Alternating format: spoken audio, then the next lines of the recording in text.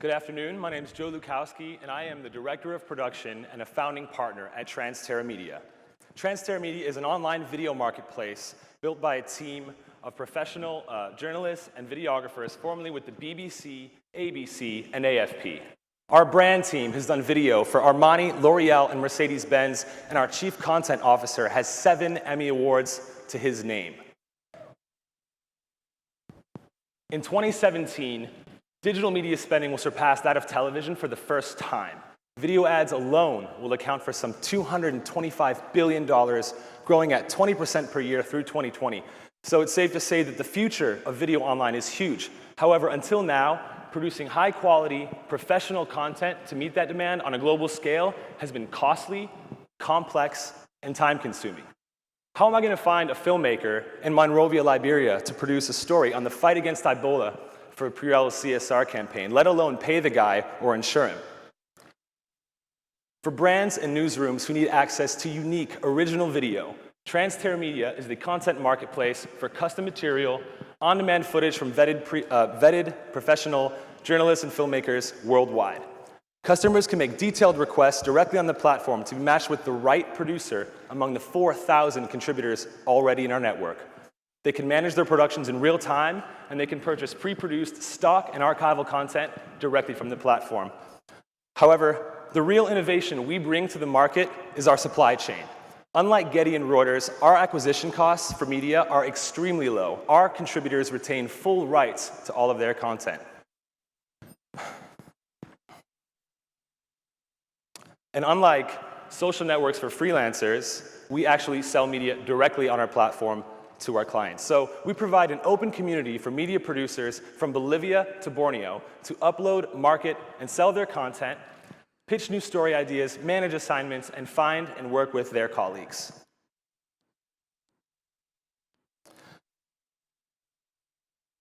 We take a 30% commission on every media item sold, and last year we did over $700,000 in revenue on the sale of over 1,000 stories to over 100 repeat buyers, from CNN to the UNHCR to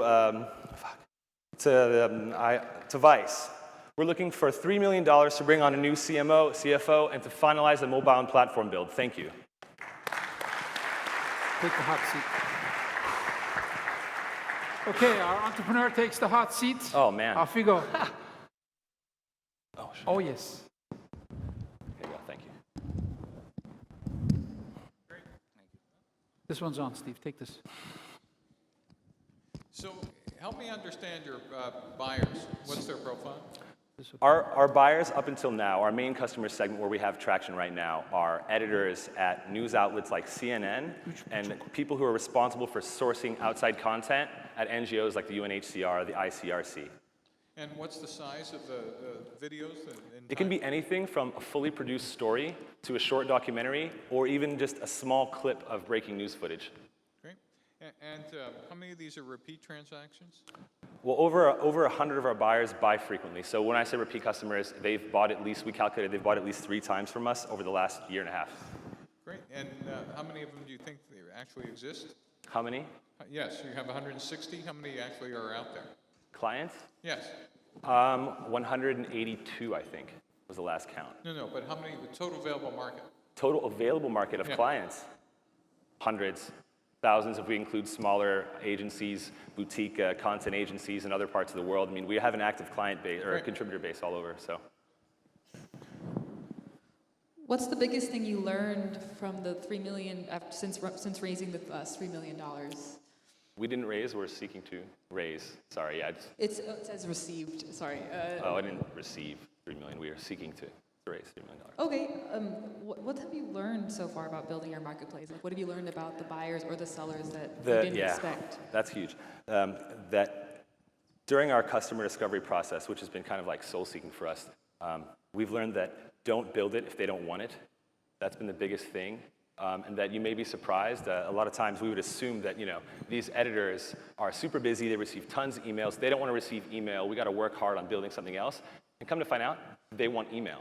They want you to send them an email, so work on that. So I'd say really learning to understand our customers in a deep way, especially in such a complex market, has been the biggest learning experience. One more question. How do you acquire the content creators?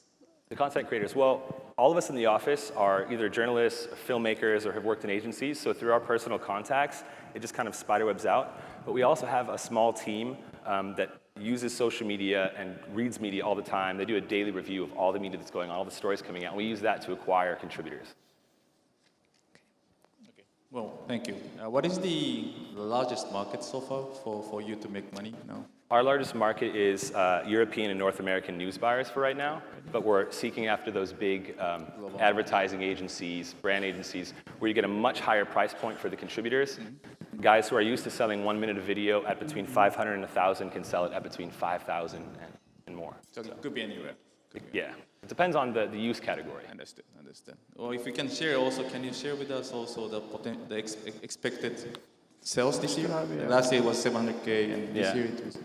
So this year, we are kind of repositioning towards these brands. So we expect possibly to even take a hit and get lower sales as we reposition. Okay. But if we hit it right with the release of our buyer MVP, the new buyer experience, then we're looking, hopefully, we're aiming at 2 million for 2016. Might have to adjust that as we get closer to the end of the year. So. Okay, thank you. Thank you. All right, thank you.